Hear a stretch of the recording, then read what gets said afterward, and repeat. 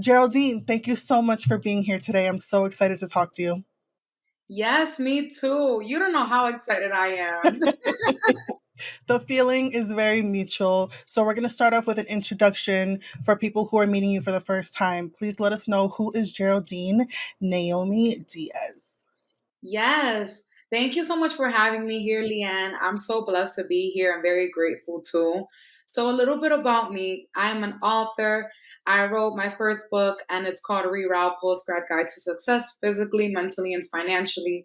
I was very intentional with my title because, first of all, not everybody goes to college, right? It's a book that discusses how to navigate life after graduating from college.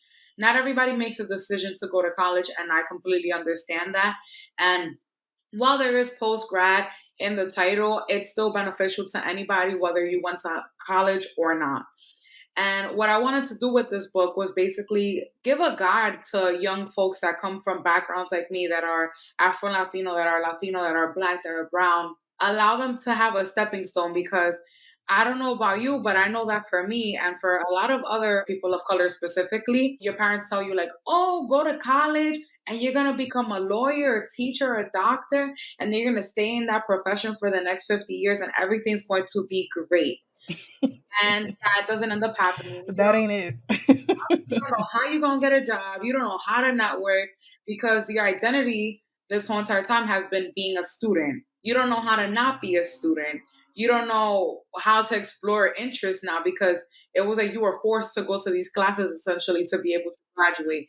So I wanted to give a guide for people like that are transitioning out of schooling, traditional schooling, and becoming students of life essentially. So yeah, that's like my main thing right now. And I'm also a program manager and a bilingual workshop speaker for a really great organization helping middle schoolers and high schoolers prepare for college and for their careers beyond. I love that. And what was your major when you went to college yourself? Yes, so I didn't know what I wanted to major in. Let's start there. I wanted to be Yes. a philosophy major. That quickly fell through because I went to my first philosophy lecture and I was like, oh, this is what it is. I'm not doing that. Yeah. And then I wanted to be a music major because I thought I was going to be the next Beyonce. I'll take my first music class. Ended up withdrawing 4 weeks and I was like, I cannot do this. So my major ended up being Latin American and Caribbean area studies, Oh, which is like, wow. yeah, it's like a combination of sociology, psychology, and cultural studies in one. Yeah. And I love that you're so honest about like not knowing what you wanted to do in the beginning and being okay with pivoting. I'm a college student myself. I'm 34 years old, but I'm back in college after dropping out and just not taking it seriously the first time around. But when I was 18 years old, fresh out of high school, I didn't know what the fuck I wanted to be. But it's not normalized in our society, especially to be like, I don't know what I want to do. Let me test the waters out a little bit, and I love that you're so open about that. So, yeah, let that be a motivation for anyone who's listening that you don't have to have your shit together in the beginning. It's okay to pivot. And it's so important for us to share these stories, right? Because everybody thinks that you have a very traditional and linear path when it comes to schooling, when it comes to your career. And that's not the case. And I feel like social media promotes that a lot. You see, I'm pretty sure you see it all the time too. All these success stories of people that are, oh, I'm making 6 figures per year and I just had to do this, that, and the fourth. That's not everybody's story. And I feel like there's also a lack of authenticity when we don't share the struggles that we went through. For example, right now I'm going through a depressive episode, and I'm pretty sure a lot of people didn't know. I went through a 3 day summit, Wednesday to Friday, and I had to chat it up with people. And I'm like, I had to show up, but I'm depressed. I'm depressed right now. And I'm like, I'm going to let y'all know that I'm not really feeling 100%, but I'm still going to show up because I need to show up for me. Mm.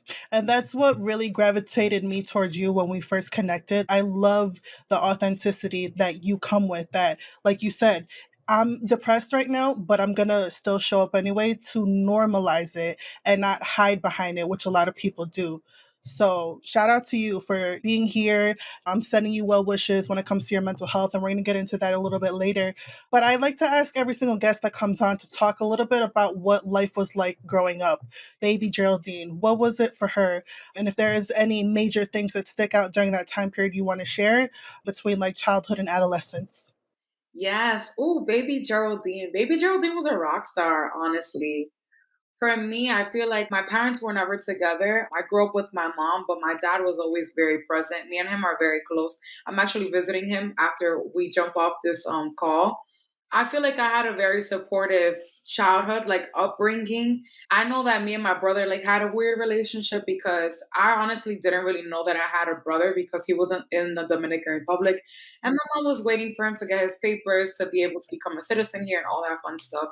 But yeah, the first few years I grew up as an only child essentially because it's only me and my brother. I was always a child growing up that I was like very vibrant, very talkative. My teachers used to be like, she's great, but she talks too much. And like that always used to get me in trouble. And I'm like, how ironic now that I'm getting paid to speak, that I'm coming on to podcasts, that I'm coming on to audio shows and doing all these things and doing the things that I love. But growing up, everybody was like, shh, be quiet. You're doing too much. And yeah, I feel like I was always a kid of doing too much. Honestly, that's just my personality. I'm doing too much. I feel like it's important to be doing too much, quote unquote, air quotes with that. That's just my authentic self. And I feel like I want to be a light in every room that I step in, even while going through depression, even while being anxious, dealing with anxiety. But it's like, I want to be a source of light. And I was just speaking about this too. I've always been a source of light. That's just been me, baby. I can see it just talking to you. I just feel like there's a halo around you. Yes, I feel like there's so many bad things going on. Let me not use the word bad because that's subjective, but there's a lot of gloomy things going on in the world. We see it living in the United States. There's a shooting going on every day, a mass shooting. People are dying. And it's not to like take away from that because, excuse my language, but that shit is sad. Like, and it should Oh, not. girl, you can curse as much as you want on this podcast. There's Okay, no filter. I'm a sister. But there's so much shit going on in the world, and I'm just, if I could be a source of light, and now I'm about to get emotional, but I've had friends that have tried to commit suicide, and I've had to be there to stop them. It's not that I'm putting my mental health on the back burner, and it's not because you see me all joyful that I'm not going through things. I just deal with them a different way. And any way that I can share my light or just allow people to speak, to be themselves, their authentic selves around me, I'm always going to have the hold the space for them. Yeah. And I think it's really important to have those kind of people in your life. You mentioned that there's so much shit going on in the world. I feel like since the pandemic happened, these past 2.5 going on 3 years has just been so dark and gloomy for a lot of people, right? So it is important to have people like you in your circle to lift you up, but it's also important to also pour into you and not check on your strong friends because a lot of the people who are the rays of light for others tend to sometimes neglect themselves. So I think it's always important to bring it back around full circle and pour into you to make sure that you're good. Exactly. And going off of what you just said too, it's like, how are you going to pour from an empty cup? And I was realizing I'm trying to pour from overflow. Like, I want to be full. I want to be left empty, like in a good way, though. Like, I say all the time, I don't remember who originally said the quote, but it was something along the lines of, I want to die empty. And I'm like, yes, I want to die empty because if I leave this world, one, you don't know when you're going to leave this world. You could literally be walking down the street and then boom, there you go. So I live every single day like it's my last. Listen, we're gonna do what we're gonna do and we're gonna say what we wanna say because you never know when your time is gonna come. I had the idea of writing my second and third book, and I'm like, I'm gonna start writing my second book because Yes. the days ain't getting longer. I need to start executing on the things that I need to. You don't know how that's gonna impact other people. Yeah, for sure. I love that. And there's something that I think I saw it on your website that you said it's your life motto: live limitless and be fearless. We're going to talk about that when I interview her because I love that. So, break that down for someone who's hearing that for the first time. What exactly does that mean to you to live limitless and be fearless? Yes, so I give credit to my dad for half of it. So the being limitless part, he always told me, and he explains it better because he says it in Spanish. So I'm gonna try and explain it just as good as him. He basically says that humans put their own limits on themselves. So if you say that you're only gonna run a mile, you're only gonna get that far because you set that limit on yourself.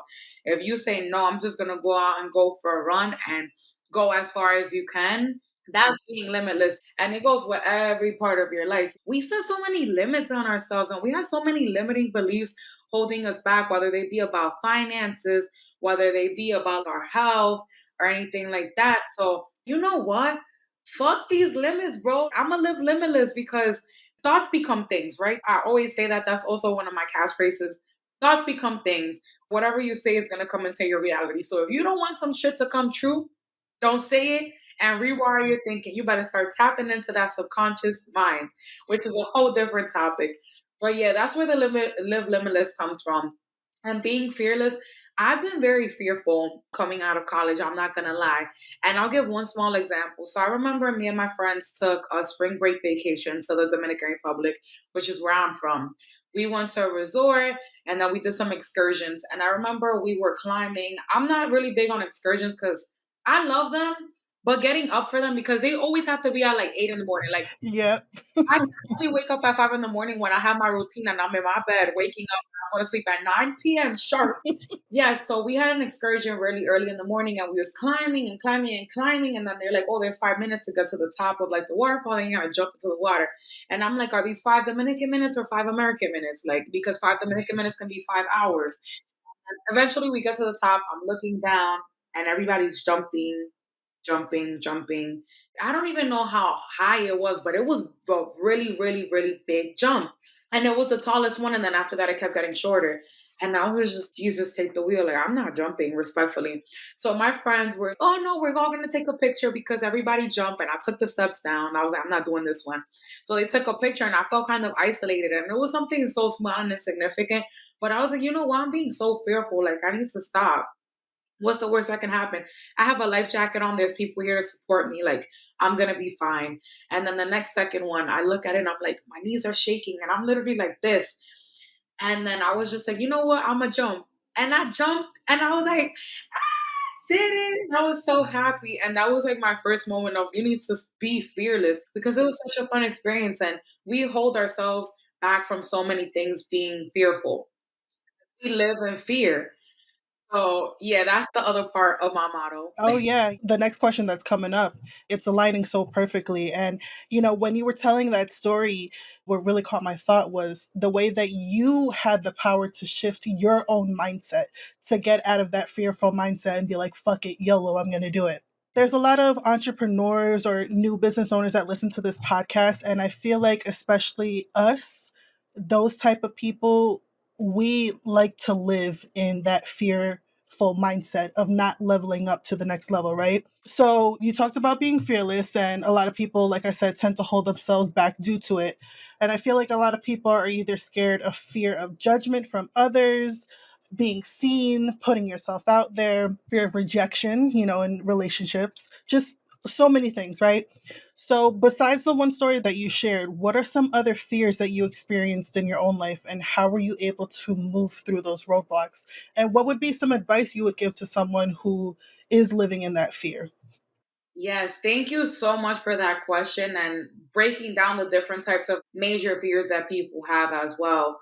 I'm gonna be honest, working in sales coming out of college made me change the way I viewed rejection because when I tell you I was getting dubbed every single day, rejection after rejection, and then with the whole entire job seeking process as well, rejection after rejection after rejection, you can start to internalize that and be like, oh my gosh, am I worthy? And start questioning your own worth.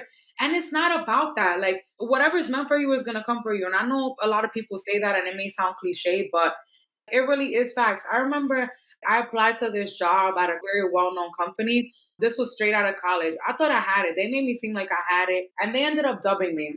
And then shortly after that, I applied to be a dog walker and got denied. Like, who gets denied from dog walking? How dumb do you have to be? But it's not even about being dumb. It was just not for me at the time. And now I take care of dogs. People contact me for that. But it's really about getting comfortable with rejection. And some of the rejections that I had to deal with was rejection dealing with jobs and stuff like that, rejection dealing with men. I wrote about this in my book too. I felt like me internalizing the rejections that I was receiving from men in full transparency because I'm not everybody's cup of tea and I understand that, but I am somebody's and Mr. Right is out there. That's right. It was just a lot of rejection. There came a point that, and that's a part of why my book is called Reroute. I had a job tracking sheet, right, for all the jobs that I was applying to because people were calling me and I didn't know who was calling me. Let me start tracking where I'm applying to and what stage I'm in with them.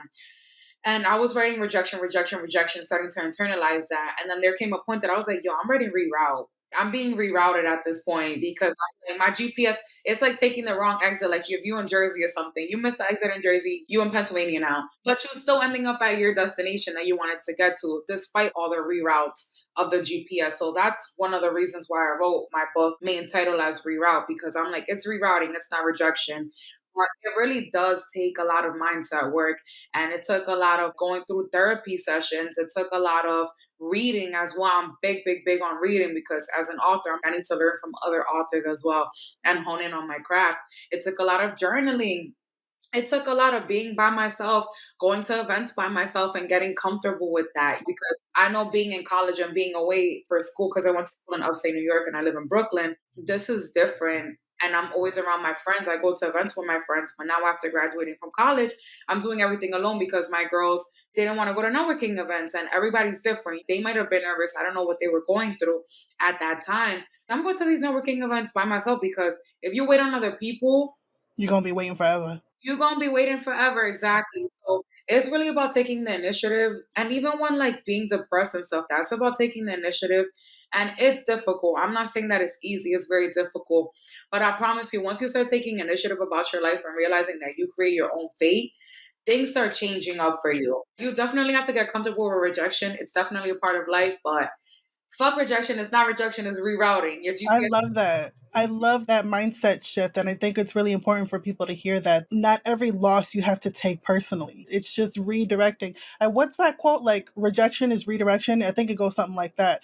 And I Yeah, think that's super important for people to hone in on. You don't need to internalize it. Don't let it take over. Oh, I'm not worthy, or build down your confidence, and just pivot. It's okay to pivot. It's okay as long as you keep taking that step forward and you don't allow it to just stop you in your tracks and then you give up.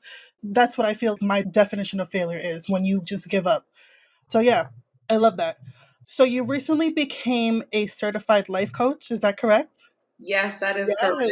Yes. I love that, and you're all about personal development and mental health. So talk about that journey and why you wanted to become a coach. Oof. It's been a long journey. I'm not even gonna lie. I feel like some people may be listening to this and be like, that wasn't a long journey, girl. But for me, it felt like forever. I started getting my life coaching certification. I literally just bought a Udemy course and I was like, I'm interested in this. So I'm gonna pick it up. I bought this Udemy course in 2020, pre-pandemic. Then the pandemic came. Not that I don't want to be a life coach, but I'm not ready to do this right now. I had my own limiting beliefs that I had to work through because I was just like in my community, nobody knows what a life coach is. They'll be like, you should be in school to become a therapist. So many people were like, are you a therapist? And I'm like, no, I'm a life coach. I'm becoming a life coach. But the journey was long. I didn't complete my life coaching certification until this year because I had to work through so many limiting beliefs of who's going to hire a 24-year-old life coach. I'm still 24, but my birthday's next month. I'm like, who's going to hire a 24-year-old life coach? They're going to be like, you need life experience. What life experience do you have? I have a lot. And if you talk to me, you would know. But it was just a lot of internalized limiting beliefs that were holding me back from really tapping into that gift that I have because I truly do believe that I have a gift. Sometimes coming on the internet, it's you see people doing things and then you're like, I don't know if I can do that. Or you like might feel intimidated, but I need to drown out the noise and be like, y'all doing y'all and I'm gonna do me. And I'm gonna be a 20-something-year-old life coach. And that's just gonna be that. And you're either gonna want to work with me or you're not gonna want to work with me. I'm not for everybody. But yeah, what made me interested in becoming a life coach was honestly nobody in the community was really doing it. I saw a lot of life coaches that were white and they're doing their thing and I'm like, y'all doing y'all thing, but a white life coach's experience is not the same as a Latina's life coaching experience, an Afro Latina's life coaching experience, a black person's life coaching experience, a brown person's life coaching experience. It's all different experiences. There's a lack of representation of coaches that look like me, that look like you. So I need to get into the space. And my whole thing is personal development, right? So a lot of people may feel stuck and they're like, I don't know where I want to go in life. I don't know what's next. And I don't know what career I want to go into because I'm done with sales. Like I'm fully done with sales. And I wrote about it on LinkedIn and people were like, wow, I feel the same way too. Thank you for your vulnerability. And we all in the same boat together. So I'm just like, I feel like I have this special gift of being my authentic self and being vulnerable that makes people gravitate towards me. You need that as a life coach. You want somebody that looks like you, that you're able to talk to, and that's able to hold you accountable for the goals that you set for yourself. So to wrap it all up, I became a life coach because there was lack of representation. And I want to see my people win. I want to see us doing badass shit because we deserve to do it. Yes, I love that. And I love that you're creating a seat where you see that there's lack. We definitely need more women and men who look like us, who Yeah. sound like us, who talk like us in these spaces that is primarily white people, right? So, yeah, shout out to you for doing the scary shit and stepping out on fear and doing it anyway. And I think that's really the message of this entire conversation is creating the seat at your own table, stepping out, doing the scary shit, not knowing if you're going to fail but doing it anyway. And I think that's definitely something that needs to be happening more, especially in our communities.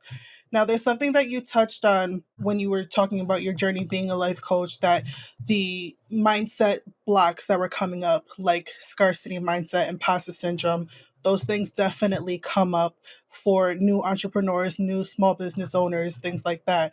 So, what would be some advice that you would give to someone who is in that mindset of, I got to stay small, I can't do this? I'm falling to the comparison trap that you talked about, which is something that I deal with, and I know a lot of people do too. So, what would you tell them when those feelings come up to move through them? Yes, thank you for that question. And honestly, as somebody who's still working through it, but I think I'm doing a pretty good job, I would say you need to show up for yourself. I don't remember who said this quote, but it said, be the change you wish to see. It might have been Gandhi, but it's that. People are like, oh, I want change, but you're not being the change. You're staying playing small. How are people supposed to know who you are? How are people supposed to respect you? How are you supposed to get the gigs that you want to get? How are you supposed to get the recognition that you want to get if you're still playing small with yourself? And if you don't respect yourself enough to show up for yourself, nobody else is going to do that for you. Nobody's you. And that's your special gift that you need to tap into. I had to work through this myself even recently. I'm like, I have so much content that I want to put out, and I'm not putting it out. Like, it's recorded, it's done. I just literally need to just put it up. What's blocking me? So I'm saying this also as somebody who's going through it and has went through it. But we need to stop playing small because how are we supposed to make this big, massive change within the community if we're not showing up for ourselves first? It goes back to that whole idea of how am I going to pour into you if I'm pouring from an empty cup? I'm not pouring into myself doing the things that I love that feed my soul. So you need to get out of your own way because sometimes we be like, oh, things aren't working for me, but you're in your own way. I feel like I'm looking in the mirror right now and I'm telling this to myself subconsciously. And I love that we're having this conversation because so many people feel this way, but so many people feel like they're the only ones feeling this way. And it's not until conversation like these that are happening when we know, okay, I'm not crazy. Okay. It's not just me. She feels like that way too. But just hearing some motivation from someone else like you, like it's lifting me up. It's like, yeah, I'm going to get the fuck out of my own way and I'm going to post that reel or I'm going to write that blog post or I'm going to write that book. So, yes, I love it. Now, I was snooping on your website, I was reading your blogs, and we're going to switch the conversation a little bit because when I saw this post that you wrote called Single Life, I get that. yes. And anyone, I'm going to leave her information in episode show notes, but you guys need to read her blog. It's fucking amazing. But I read this specific one, and right now I'm in my season of singleness. And you talked about how women need to stop settling for the bare minimum and remember their worth. So, can you please just talk a little bit more about that when it comes to dating, relationships, being single? Because you feel me and you, like we right here, right now. Yes. So I will start off by saying that I think my mom set a really good example, right? My mom and my dad didn't work out for specific reasons. They're still really good friends. They the best co-parenting pair I've ever seen in my life. I mean, I don't know how y'all co-parented so well to raise me, but they did a damn good job. My mom is a very strong and independent woman. My mom is single right now and she's never settled. My mom is a rock, honestly. I'm a very emotional person, but she's like a rock. So seeing that growing up, I was like, how am I supposed to settle? And I'm gonna be transparent that sometimes I feel like I'm gonna end up alone. But I don't try and tell myself that often because it's like, again, thoughts become things. You're gonna start thinking about it, you're gonna manifest it. I know my king is out there somewhere. If you're listening to this, you can contact me. Nah, let me stop. But I will put her information in the show notes. For real. It gets lonely and then you start settling for mediocrity. And I've seen it in my life, different people just settling for mediocrity. Like, respectfully, if a man cheats on me, I'm not staying. If we know that we're going in two different directions in life, I'm not staying. I think that for a lot of women, it's, oh no, just take that because there's men out there that are worse and he's treating you decent. I don't want decent, I want great. I want great because I know it exists out there. And even if I haven't seen it 100%, like I don't have any relationship, any people that I'm looking up to, and I'm, wow, like y'all the standard, like y'all doing great. I may not see it right now, but that's not to say that it doesn't exist out there. And I feel like for a lot of times, women, especially in our community, we don't have that example of a healthy relationship is supposed to look like. We see very toxic and dysfunctional relationships. And I just don't think that we deserve that. I feel like we're too beautiful, we're too great, we're too amazing to be settling for anything in life. And I'm the same way that I am in relationships, that I am in careers. I'm not settling in my career either. I don't care how long it takes, but I'm not settling. I'm not settling with anything in life because God or whatever you believe in, whatever higher being you believe in, did not put you in this world to be mediocre. You Yes, are we not go to church. you are not here to be mediocre. You are Mm, not. Why do you think we start developing depression? Why do we think we have all these things? Because we're being mediocre and we're not living in our power. We're not living in our truth. So if anybody's listening to this and they're in a toxic relationship, I'm gonna tell you right now, bounce because you're wasting time and you are blocking your own blessings. You don't know if the next blessing can be in the corner store. You don't know if you could bump into somebody, drop stuff on the sidewalk, and they help me pick it up, and then we like stare into each other's eyes. I have a hard time yes.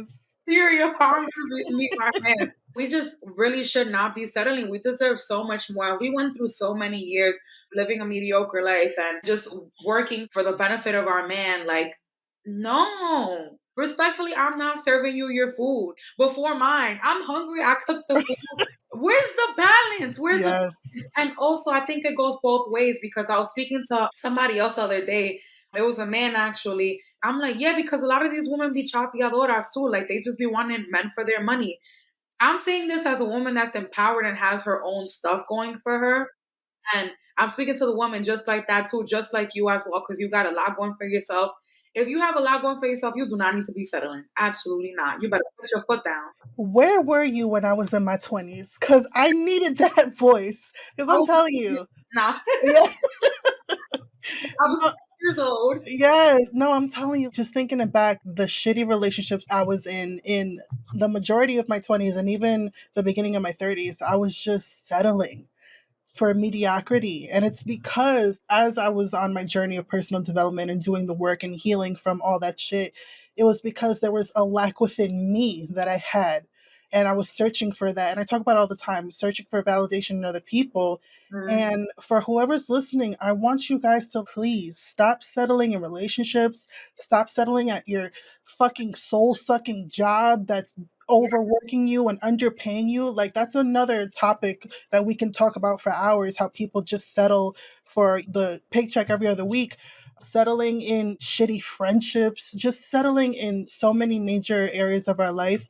Like you said earlier, you don't know when the last day you're going to be living on this earth is. And for you to just live a life of mediocrity, what's the purpose? Why are you even living? What's the reason? What was the reason? In my Cardi B voice.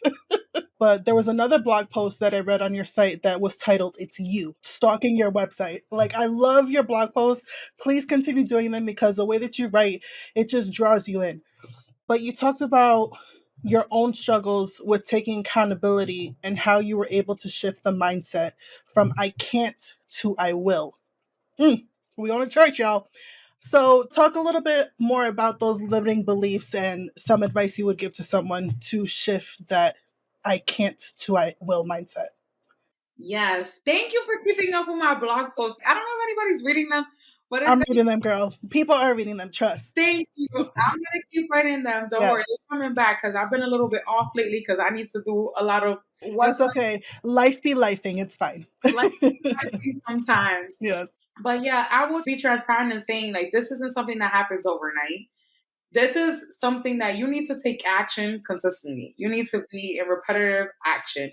And that's the thing with a lot of people. For example, you go to the gym for a week and then you'll be like, yo, where's my abs? That was me. Full transparency. You know, I appreciate you for being transparent. That used to be me too. It's like, babes, you gotta keep going. And it sucks sometimes when you're not seeing results, but it's like when you start getting those results, you're like, oh, I remember why I've been doing this whole entire time. But yes, for me, it was how am I supposed to reach my goals if I'm not holding myself accountable? Like everything that you want to do in life, it starts with you, right? I want to do all these projects, all these big things, and I'm not holding myself accountable to the things that I wrote down at the start of the year or like at the start of the month or in the middle of the month, whenever I wrote it down.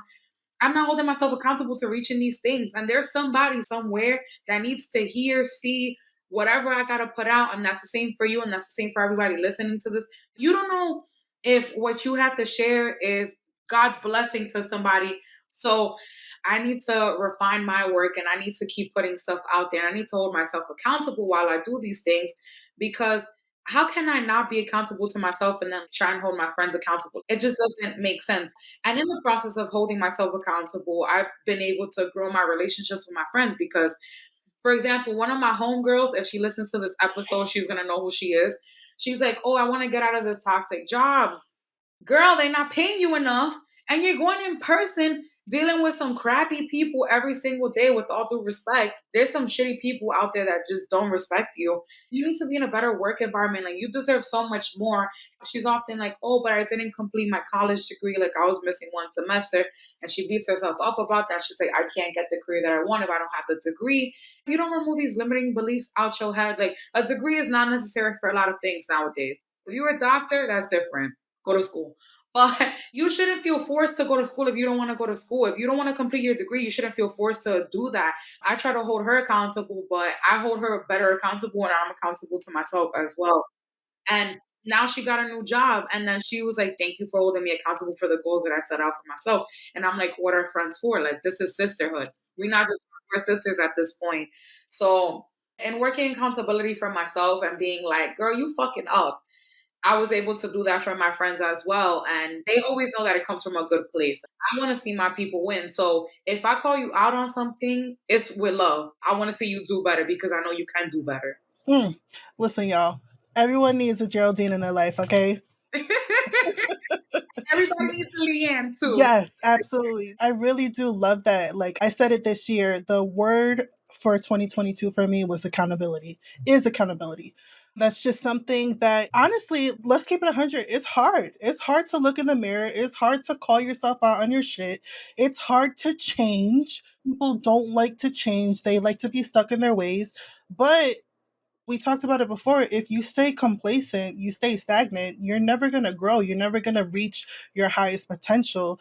And 9 times out of 10, I honestly think it's us getting in our own ways and being fucking stubborn and settling for less. And it took me, along working with a life coach and therapy and a psychologist and everything, to heal from the trauma that I've been through.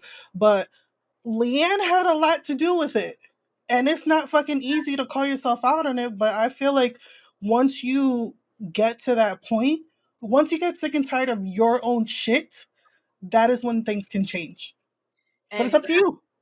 Exactly. And it's like, how do you expect to get results for the work that you're not doing? Period. Another quick story, you just brought it back to me too. For example, the whole entire gym thing. I was a big gal. I want to say I gained like 90 pounds while I was in college. And I was eating McDonald's every day. I was eating Taco Bell. And then I was cooking really heavy carby meals. There was no vegetable in sight. And I was drinking soda. It was just a whole thing, right? When I came out of college, I was like, oh, I don't look how I look when I was 15. You know how society deems bigger woman. You are not skinny. You are not a size 00. You are not beautiful. You're internalizing that. But I say all of this to say I had to start holding myself accountable. If you don't like the way that you look, if you don't like something about you, you can change it. It starts with you. The reason your life is going the way that it's going, you have to get to a certain point in your life that you're like, I went through some shit, and it's not to be like I didn't go through it because I went through some real shit, especially during my college years. But eventually, you get sick and tired, and you're like, oh, okay, I gotta make a change because life be life. Hey, you also letting life. Like you're not taking no action. Wake up. So for me, I got sick and tired, and I was like, go get a gym membership, go get a trainer. And then it came to a point that the most consistent that I was at the gym was when I was doing kickboxing. But then I was like, okay, I don't want to do kickboxing anymore. I want to switch it up. Then I went to CrossFit and was paying $180 per month. And when you got an expensive ass gym membership and you're trying to move on, you're trying to pay off your student loans, you show the fuck up every day. Best believe I was holding myself accountable. I was going to sleep at 9 p.m. I was waking up at 5 in the morning. I was walking over the bridge because, again, I'm spending so much on my gym membership. I got to save money. You don't have to be as extreme as I am. So I was walking over the Manhattan Bridge every single day because I live near there. Walking over the Manhattan Bridge every single day. So I'll be listening to a podcast, getting my day ready at 5 in the morning, which is very dangerous. I thank God for keeping me safe because I could have been dead right now, but God to be coming through. Go to CrossFit because I'm like, I have this expensive membership. Let me go get my ass whooped real quick. And then walk the bridge right back and then get ready for my 9 to 5 job. And then in the evening, be working on my business and stuff like that. It's not the lifestyle for everybody, but it took me getting a $180 a month gym membership to be like, all right, girl, get your shit together. When you're paying that much, like money, I'm not going to say money doesn't grow on trees because that's a limiting belief. It actually does grow on trees. And money was scarce growing up. My parents were not getting paid that much. They're still not getting paid that much. My mom is a home attendant. My dad is a taxi driver. Money's hard to get. So for me, I'm like, if I'm paying this much at the gym, I need to get my money's worth and I need to hold myself accountable. Develop the whole habit tracker. Again, what's not being tracked, you don't know what's happening. You don't know how you're growing. So that's why I have a habit tracker of my daily habits. That helped me tremendously in life. And that's a whole different topic. But I say all of this to say if you don't hold yourself accountable and do the work and take the action, you're going to keep living a crappy life. And then you're going to be wondering, how did I get here? And it was you, baby. Mm, period. I mean, we're going to church today, y'all. She's just got her foot on everybody's neck that's listening right now. Who needs to hear it? I love it. Like you said, everything starts and ends with you. So it's important to do for you. And then you're just going to see everything else just come full circle. But like you said, you got to take the action. Okay. Yes, you definitely do. Yes. All right. So I want to know, what would you say is your superpower? Oh, my superpower. I feel like I have a couple. I'm not even gonna lie. Not Go for it. cocky or anything. Nah, go ahead, girl. It's not cocky, it's confidence. Yeah. I feel like I have a really great ability to be able to connect with folks, no matter like what your background is. I remember there was this lady that I had to help. She was lost in Brooklyn and she reminded me of my grandmother, and then nobody was paying attention to her. And I was in a rush to get to the gym. But I was like, you know what? I have to help her. Like she reminds me of my grandma. I didn't think we was gonna have anything in common. Come to find out, she's Dominican, grew up in the same town that my mom grew up in, and I could connect with anybody of any age because this woman was definitely like 80 years old. But yeah, I feel like that's one of my superpowers, and also just being my most authentic and vulnerable self. I feel like not everybody feels comfortable doing that, especially in places like LinkedIn.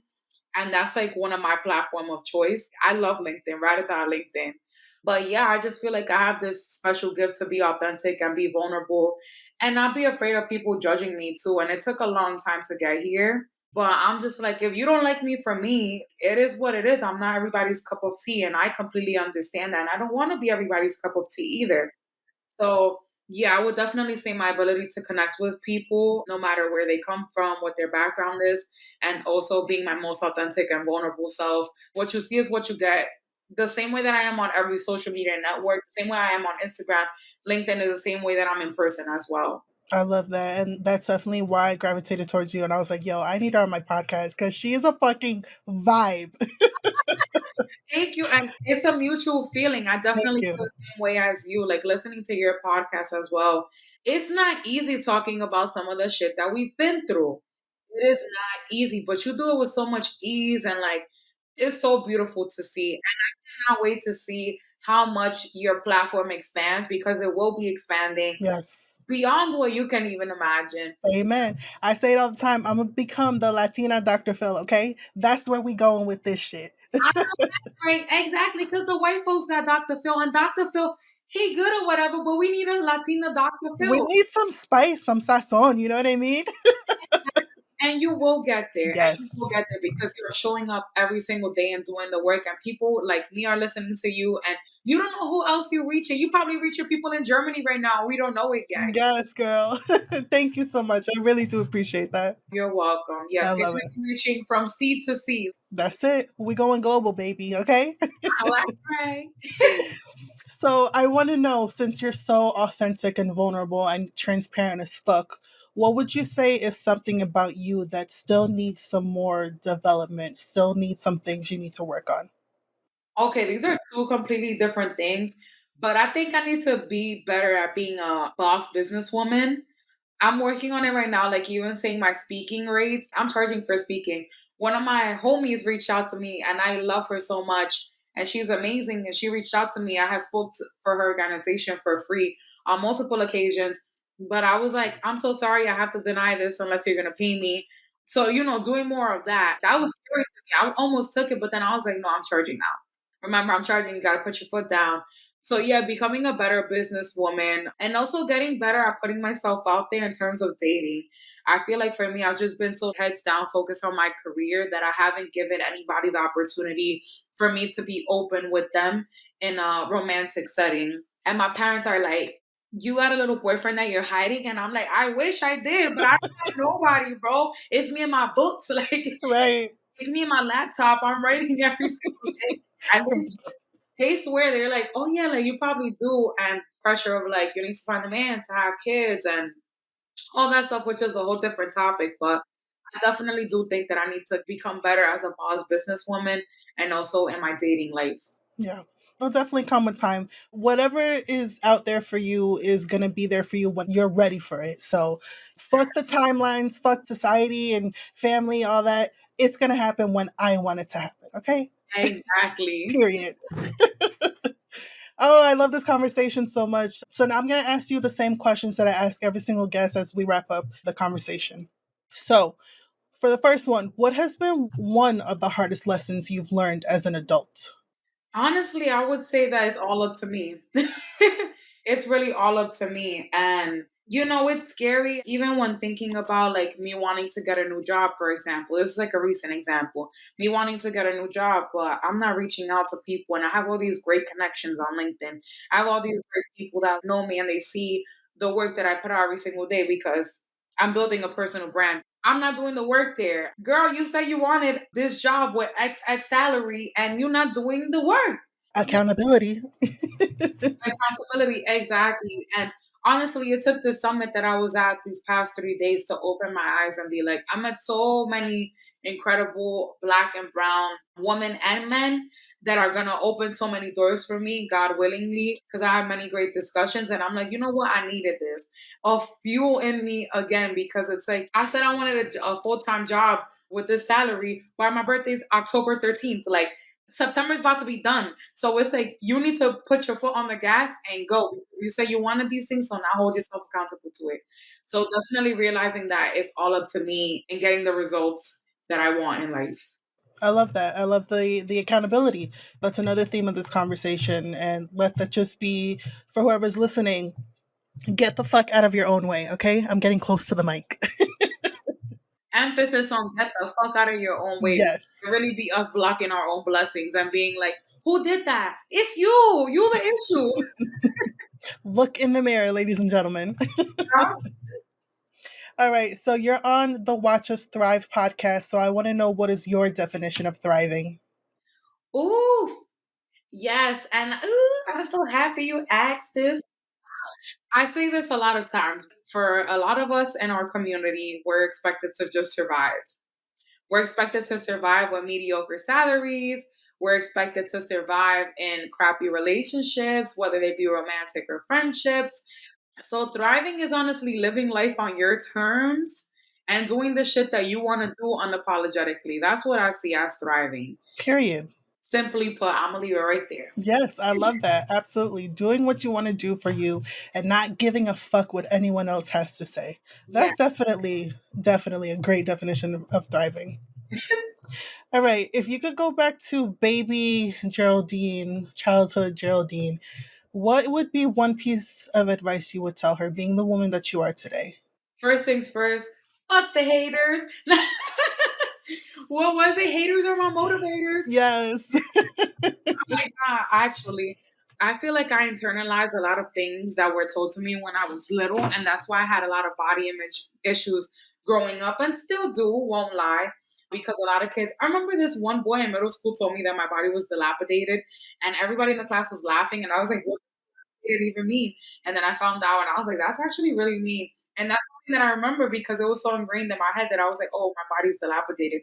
Always had body image issues, so definitely telling her to not pay attention to what everybody says because one, a lot of people are going through their own things, so they're gonna project a lot. Two, you a badass bitch. Nobody's you. And I wish I would have realized that earlier. I talk to people all the time and they're like, you're really special. And I'm like, I appreciate that.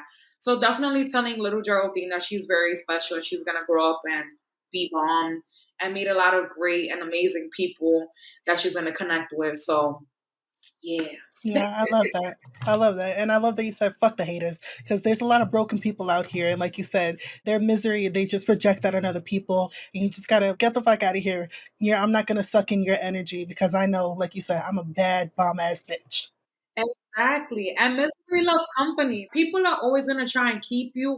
So that's why you really got to align yourself with the right folks. You're like the sum or the product of the five people that you hang around. Yep. The older I get, I'm like, oh, this makes so much sense. This is facts. And that's another thing. Why is my life not going the way that it's going? Look at the people around you. Who do you spend the most time with? If you are not thriving, you got to reevaluate your circle because I'm pretty sure this might be in Tabitha Brown's book. If y'all haven't listened to it or read it, y'all should read it. If you're not growing, you're not in a circle, you're in a cage. Tabitha, you didn't have to say it like that, but you did though. Right. It's facts. It's Yeah. fine. You're in a cage. So get yourself in a circle and allow yourself to start thriving. I love it. And you say you're 24? Yes, I'm turning 25 next month. You have such a mindset that is so refreshing because a lot of young 20 something year olds don't think the way that you do. And I think we need more people who think like you and act like you and talk like you to continue to change the trajectory of the next generation. So, yo, shout out to you. I'm like, damn, she's only 24. I didn't start having this mindset till I was in my 30s. And again, that's everybody's timeline, right? So Yeah, for me, with the way that life was going, my junior year, I became super duper depressed for a wide variety of reasons. I ended up withdrawing from one of the semesters, and it was legit finals week, and I just couldn't get out of bed to take my. I was just like, I'm done. yeah, So I feel like being in such a dark hole, I was like, yo, it's me. I'm the issue. And I can let life, but there comes a point that you get sick and tired of your own shit. And for me, it happened to be very early on in life. yes. I was like, get it together, get it together. And that's honestly why I am the way that I am now. Yeah, I love it. All right, so for the final question before you plug in how we can follow you, what is one affirmation or mantra that you practice daily and why? Ooh, okay. I hope this doesn't make me sound like a gold digger, but I think having limiting money mindset beliefs growing up, I have to tell myself this every single day. And then the different version of it. So it goes, I'm a money magnet. I tell myself that every single day because I'm like, I don't know if today's the day that somebody's gonna go on Amazon or go on my website and buy 10,000 books because they just think that I'm that great. So I'm a money magnet and I say it every single day. And also I'm a magnet for opportunities. Opportunities are attracted to me every single day. And I'm realizing that more and more. Like some woman reached out to me off a LinkedIn post to be a paid moderator to moderate a panel for a summit that they're having. And I'm just like, these opportunities wouldn't be coming through if I didn't believe in myself and I didn't put myself out there. Yes. Thoughts become things. So filter what you put in because it's not only your thoughts, speaking, having conversations, it's also the things that you watch on TV. It's also what you consume on TikTok, Instagram, LinkedIn, whatever your Yep. choice is. So filter those things because you may not realize it, but months down the line, you're going to be like, oh my gosh, I'm thinking this way because of X, Y, and Z things I'm watching. So Yes, those are some of my affirmations that I like to tell myself every single day. I love it. I love it so much. And this conversation has been so refreshing. It's been such an honor to have you here. So, Geraldine, please let my audience know, what are you working on? How can we follow you? Plug it all in so we can get more of your amazing energy. Yes, and thank you so much for having me here. Like, this podcast episode was also everything that I needed. Thank you for being you, and I will continuously give you your flowers as long as I'm alive because you are incredible. And I hope that you realize that, and then I hope that you tell yourself that every single day as well. So thank you for having me here. You can find me as Geraldine Naomi, my first name and my middle name on Instagram, or the Post Grad Guru as well. Geraldine Naomi spelled Geraldin, and Naomi spelled Noemis. So Geraldine Naomi. And I'm working on my second book right now. I gotta find the funds to be able to get into the program, but I was like, where there's a God, there's me thriving. So I'm gonna find the money to be able to sponsor my book. I have like 2 weeks to find it, so I'm gonna find it somewhere. God willing, through a new job or somebody buying my books. But yeah, I'm working on my second book and more things coming soon as well. I love it. I can't wait to continue watching your journey. And I wish you nothing but the most abundant life because you deserve all good things. And I'm so grateful to call you a friend for life. So thank you so much for being here. Stop. Thank you. Cry. Like, cut the tape. Cut the No, thank you so much, and I wish you all the same as well. And we're gonna be staying connected. And one last thing, forgot to drop my LinkedIn because I mentioned it a lot throughout the conversation. I'm very active on LinkedIn as well. It's also my first name, my middle name, and my last name, Geraldine Naomi Diaz. So you can also find me on there. If you can't find me by my name, you can also just search up my book, Reroute Postgrad Guide to Success, Physically, Mentally, and Financially. And besitos to everybody listening. Besitos to you, Leanne. Thank you for having me here. Absolutely. Thank you. And we must do this again. Yes, we will.